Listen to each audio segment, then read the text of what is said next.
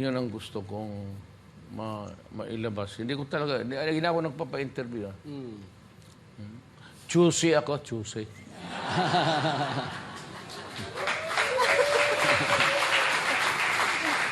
No, I don't, especially. I have lost completely trust in sa Philippine media. Hindi na ako. After all the trash that you have read, all of you,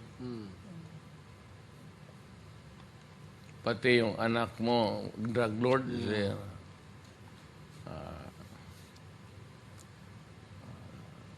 sila rin lang may sabi na there will be a reckoning.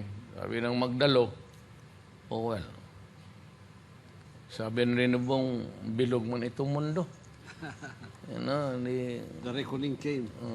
I don't know if Senator Go is here. Senator, kindly show your face even for a moment. So that Bong really learned so much in the 21 years he was.